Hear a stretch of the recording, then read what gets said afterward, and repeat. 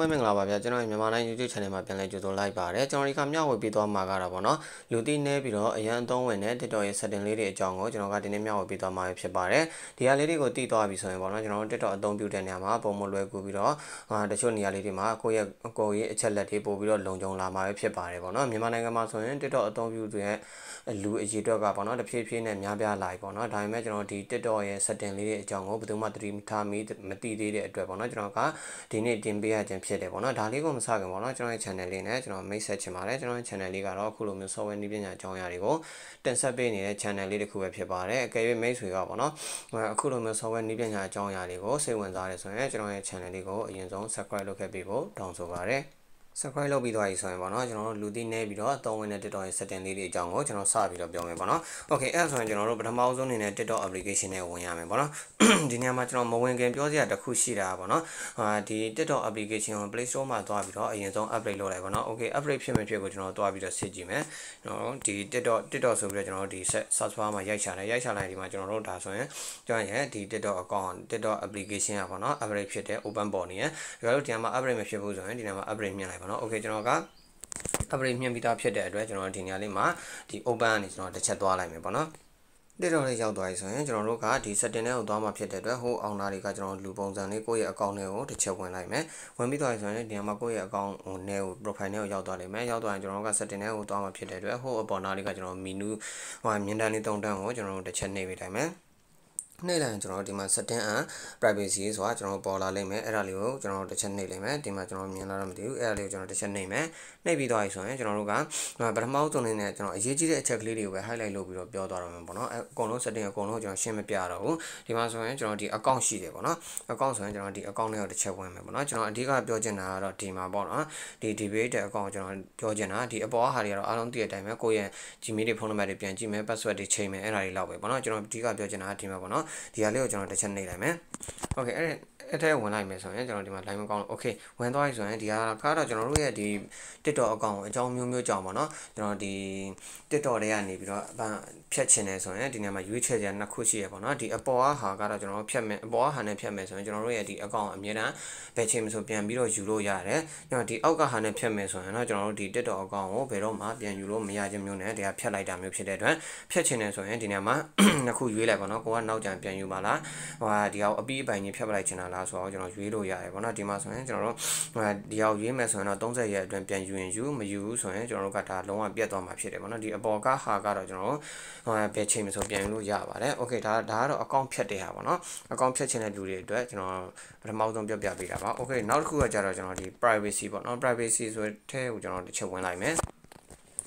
Okay privacy ထဲကိုတစ်ချက်ဝင်လိုက်မယ်ဆိုရင်เนาะဒီပထမဆုံးဟာတွေ့တဲ့ဟာကတော့ကျွန်တော်တို့ဒီ private account ပေါ့เนาะကို account private လုပ်မှလားမလုပ်ဘူးလားပြင်လုပ်တဲ့ဟာပေါ့เนาะဒီအောက်ကဟာကじゃဘာလဲဆိုရင်ကျွန်တော်တို့ဒီ TikTok မှာလည်းမီလေးစိမ့်နေပေါ့เนาะ TikTok မှာလည်းမီလေးစိမ့်နေ Messenger လိုပဲ Facebook လိုပဲကျွန်တော်မီစိမ့်နေအဲ့ဒီမီစိမ့်လေးကိုကျွန်တော်ပိတ်ချင်တယ်ဆိုရင်ဒီနေရာမှာ activity status ကလေးကိုကျွန်တော်တို့ကတစ်ချက်ပိတ်ထားလိုက်မယ်ဆိုရင်ဒီကကျွန်တော်တို့ရဲ့ဒီ active now ကပေါ့เนาะသူများကိုပေါ်မှာမဟုတ်ဘူးဒီနေရာမှာတော်တော်များများကတော့ဖွင့်ပြီးသားဖြစ်လိမ့်မယ်ဖွင့်ရင်ကျွန်တော်သူများမီစိမ့်ရင်လည်းမြင်ရတယ်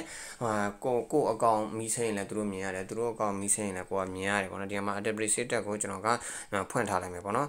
်မီးစိမ်းမြင်ရအောင်လို့ပေါ့နော် Okay နောက်ပြီးတော့ကျွန်တော်တို့ကဒီမှာဒီအောက်ကဟာတွေကတော့ကျွန်တော်အရေးကြီးလို့အကုန်လုံးရှင်းပြလိုက်မယ်ဒီမှာ interaction ကတော့ကျွန်တော်ဒီမှာ comment ကိုကျွန်တော်တစ်ချက်ဝင်ကြည့်လိုက်မယ် comment မှာဆိုရင်ကျွန်တော်တို့ကဒီကျွန်တော်ဆိုရင် comment ကိုပေါ့နော်လူတိုင်းကိုပေးခွင့်ပေးထားတယ်ကိုယ့်ရဲ့အကောင့်မှာ comment ကိုလူတိုင်းကိုမပေးစေချင်တယ်ဆိုရင်ဒီနေရာမှာရွေးလို့ရတယ်ဒီမှာရွေးချက်စရာတွေရှိရပေါ့နော်ဒီမှာ follower နဲ့ you follow back ဒါ no one ပေါ့နော် no one ဆိုတာတယောက်ကောင်မှာ comment ရေးခွင့်မပေးဘူးဒီအလဲကောင်ကဟာကတော့ကျွန်တော်တို့ဒီကိုယ့်ရဲ့ follower နဲ့ကို follow ထားတဲ့လူတွေလောက်ပဲကိုcomment ရေးလို့ရမယ်ပေါ့နော်ကျွန်တော်ကတော့ဒီမှာလူတိုင်း comment ရွေးလို့ရတယ်ဟာကိုရွေးထားတယ်ပေါ့နော်ဒီနေရာမှာကိုနဲ့အဆင်ပြေကိုကြိုက်တယ်လို့ရွေးလို့ရတယ်ပေါ့နော်ဒါကတော့ comment ပေါ့နော် Okay အောက်ကဟာတွေတော့ကျွန်တော်မပြောတော့ဘူးတိတ်ပြီးတော့အရင်မကြည့်တော့နောက်ပြီးတော့ကျွန်တော်ဗာရှိသေးတယ်ဒီမှာ message နေရာမှာလဲကျွန်တော်တို့ဒီeveryone ဆိုတာကျွန်တော်လုပ်ထားတယ်ပေါ့နော်ဒါကတော့ကျွန်တော်ကို message လူတိုင်းပို့လို့ရအောင်ကျွန်တော်လုပ်ထားတာဖြစ်တယ်ဒီနေရာလေးမှာပို့လို့မရစေချင်အဲ့ဒါလေးကိုနှိပ်လိုက်မယ်နှိပ်လိုက်ရင်ကျွန်တော်တို့ဒီမှာsuggested friend ပေါ့နော် suggested friend ဆိုတာကိုယ့်ရဲ့ content contact ထဲမှာရှိတဲ့လူတွေကကိုကိုပြန်ပြီးတော့ပို့လို့ရမယ်ကိုနဲ့နှီးစပ်တဲ့လူတွေပေါ့နော်ဒီမှာဆိုရင်လည်းကိုနဲ့ TikTok မှာ friend ဖြစ်တဲ့လူတွေကကိုကို message ပို့လို့ရမယ်ဒီ no one ကိုရွေးလိုက်မယ်ဆိုရင်တော့ကျွန်တော်ဘယ်သူမှကိုကို message ပို့လို့မရအောင်လုပ်လိုက်တာဖြစ်တယ်ပေါ့နော်ဒီမှာတော့ကျွန်တော်ကကိုရဲ့ဒီ friend တွေကိုပဲပို့လို့ရအောင်လုပ်မှာဖြစ်တဲ့အတွက်ဒီမှာကျွန်တော် friend ကိုတစ်ချက်ရွေးလိုက်မယ်ပေါ့နော်Okay, friend ကိုရွေးလိုက်မယ်ဆိုရင်ဒါကိုရဲ့ friend တွေရပဲကိုကိုကျွန်တော် message ပို့လို့ရမှာဖြစ်တယ်ပေါ့နော် Okay ကျန်တဲ့ဟာတော့ကျွန်တော်မလုပ်တော့ဘူးအောက်မှာဆိုရင်ကျွန်တော်ဘာတွေရှိသေးလဲဆိုရင်ကျွန်တော်အရေးကြီးတဲ့ဟာလေးတွေရှိသေးတယ်ပေါ့နော်အောက်မှာဆိုရင် following list ပေါ့နော်ဒီဟာလေးတွေကကျွန်တော်အရန်ကိုအရေးကြီးတယ်ပေါ့နော် following list ဆိုတာကို follow ထားတဲ့လူတွေကိုသူများတွေကကိုယ့် account နဲ့ဝင်ကြည့်လိုက်တဲ့အချိန်မှာဒီဟာကို only me လုံးမထားဘူးဆိုရင် public တော့ဖြစ်နေတယ်ဆိုရင်ဒါသူတို့ကကို follow ထားတဲ့လူတွေဘယ်လိုလူတွေလဲဆိုတာဝင်ကြည့်လို့ရတယ်ပေါ့နော် Okay ကျွန်တော်တို့ကကို follow ထားတဲ့လူတွေမမြင်စေချင်ဘူးဆိုရင်ပေါ့နော်ကျွန်တော်ဒီဟာလေးကိုကျွန်တော်ပိတ်လို့ရတယ်ဥပမာကျွန်တော်တစ်ခုပြောမယ်ပေါ့နော်ကျွန်တော်ထွက်လိုက်မယ်ဒီမှာပေါ့နော်ကျွန်တော် follow ထားတဲ့လူကကျွန်တော်916ယောက်ရှိတယ်ကျွန်တော် account နဲ့သူများဝင်ကြည့်လိုက်မယ်ဆိုတော့ဒါ only me လောက်ထားတာမမြင်ရဘူးပေါ့နော် Okay ဒီဟာလေးကိုကျွန်တော်မမြင်အောင်ပိတ်ချင်တယ်ဆိုရင်ဆွမ်းနာအထဲကိုပဲကျွန်တော်တစ်ချက်ပြန်သွားလိုက်မယ်setting privacy လည်းပြန်သွားမယ် privacy လည်းပြန်သွားပြီးတော့ကျွန်တော်ဒီမှာ following list ပေါ့နော် following list ကိုကျွန်တော်ကတစ်ချက်ပေးပေးလိုက်မယ်ဆိုရင်ဒီ only me ထားထားမယ်ဆိုရင်ဒါကကိုယ့်ရဲ့ account တွေကိုဝင်လိုက်မယ်ဆိုရင်ကို follow ထားတဲ့လူတွေကိုဒီနေရာမှာမြင်ရမှာမဟုတ်ဘူးပေါ့နော်ဒီနေရာမှာ everyone ကတော့တော်တော်များများဖြစ်နေလိမ့်မယ် everyone ဖြစ်နေကျွန်တော်only me လုပ်လိုက်ပါနော်ကိုယ့်ရဲ့ privacy ကကို follow ထားတဲ့လူတွေကိုဘယ်သူမှမသိအောင်ကျွန်တော်ထားတာဖြစ်ပါတယ် Okay နောက်ပြီးတော့ကျွန်တော် like video like video ဆိုတော့ကျွန်တော်တို့ like ပေးလိုက်တဲ့ video တွေပေါ့နော်ကျွန်တော် like ပေးလိုက်တဲ့ video တွေကိုကျွန်တော်တို့ account တွေကိုဝင်ကြည့်လိုက်မယ်ဆိုရင်ပုံမှန်အားဖြင့်ဘာမှမလုပ်ရသေးဘူးဆိုရင်ကျွန်တော်မြင်ရတယ်ပေါ့နော်ကျွန်တော်တို့ဘယ်လို video တွေကို like ပေးထားလဲဆိုတော့ကျွန်တော်တို့ account တွေကိုဝင်ကြည့်လို့ရတယ်ပေါ့နော် Okay အဲ့ဒါကိုကျွန်တော်ဝင်ကြည့်လို့မရအောင်ပိတ်ချင်တယ်ဆိုရင်ကျွန်တော်like a video ဆိုတာလေးကိုတစ်ချက်နှိပ်လိုက်မယ်နှိပ်ရင်ကျွန်တော်တော်တော်များများကတော့ဒီမှာ everyone ဖြစ်နေလိမ့်မယ်ကျွန်တော်တို့ကဝင်ပြီးတော့သူများတွေမမြင်စေချင်ဘူးဆိုရင်ကျွန်တော်တို့ like ပေးထားတဲ့ video တွေကိုသူများတွေမမြင်စေချင်ဘူးဆိုရင်ကျွန်တော်ဒီနေရာမှာ only me ဆိုတာလေးကိုကျွန်တော်တစ်ချက်ရွေးလိုက်မယ်ပေါ့နော် only me ဆိုရင်ကျွန်တော်တို့ like ပေးထားတဲ့ TikTok မှာ like ပေးထားတဲ့ video တွေကိုသူများတွေကို account နဲ့ဝင်ကြည့်လို့မရတော့ဘူးပေါ့နော်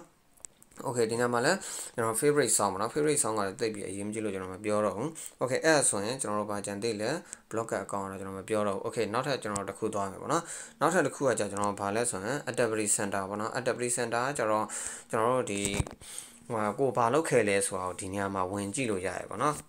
Okay ဒီနေရာလေးမှာကျွန်တော်ဒီမှာ what history ပေါ့နော်ကျွန်တော်ဘယ်ဗီဒီယိုတွေကြည့်ခဲ့လဲဥပမာကျွန်တော်တို့ကဗီဒီယိုတစ်ခုကိုကြည့်လိုက်တယ်ပေါ့နော်ကြည့်ပြီးသွားရင်ကျွန်တော်နောက်တစ်ခါတတိယမှာ like လည်းမပေးလိုက်ရပါဘူးနော်တတိယမှာပြန်ရှာခြင်းတဲ့အခါမျိုးမှာကျွန်တော်ဒီထဲကိုကျွန်တော်သွားပြီးတော့ရှာလို့ရတယ်ကျွန်တော်ကြည့်ခဲ့တဲ့ဗီဒီယိုတွေကိုဒီထဲမှာရှိတယ်ပေါ့နော်ဒီမှာ comment history ဆိုရင်ကျွန်တော်တို့ comment ပေးခဲ့တဲ့ဗီဒီယိုတွေကိုကျွန်တော်ဒီထဲမှာပြန်ပြီးတော့ကြည့်လို့ရတယ်ဒီမှာ share history ပေါ့နော်အဲ့ဒါကတော့ကျွန်တော်ဗာလဲဆိုရင်ကျွန်တော်တို့ဒီ search bar မှာရိုက်ပြီးတော့ရှာခဲ့တဲ့ဗီဒီယိုတွေကိုကျွန်တော်ဒီနေ့မှာပြန်ပြီးတော့တွေ့နိုင်တာဖြစ်တယ်ပေါ့နော်ဒီသုံးခုထဲမှာပေါ်သုံးဟာတွေကတော့အသုံးဝင်တယ်ပေါ့နော်တခါတလေကျွန်တော်လည်းဖြစ်ဖူးတယ်ပေါ့နော်တခါဗီဒီယိုတစ်ပုဒ်ကိုကြည့်ပြီးတော့ like လည်းမပေးလိုက်ရဘာမှမလုပ်လိုက်ရပဲနေပေါ့နော်ကျွန်တော်ဒီကြော်မိသွားရဲ့နောက်ကျမှပြန်ကြည့်ချင်တဲ့အခါမျိုးမှာကျွန်တော်မသိတော့တဲ့အတွက်ကျွန်တော်ဒီ watch history တွေကိုကျွန်တော်ဝင်ကြည့်တာပဲဖြစ်တယ်ပေါ့နော် Okay နောက်ပြီးတော့ကျွန်တော်အပေါ်မှာပြောစရာတစ်ခုကြံခဲ့တာပေါ့နော်ကိုယ့်ရဲ့ account ကဒီမှာ security ကိုကျွန်တော်ကြော်နေခဲ့တာပေါ့နော် security ကိုကျွန်တော်တစ်ချက်ပြန်ပြောမယ်security မှာဆိုရင်ကျွန်တော်တို့ဒီအောက်မှာ money device ဆိုတာရှိတယ်ကျွန်တော် enter ဝင်လိုက်မယ်ပေါ့နော်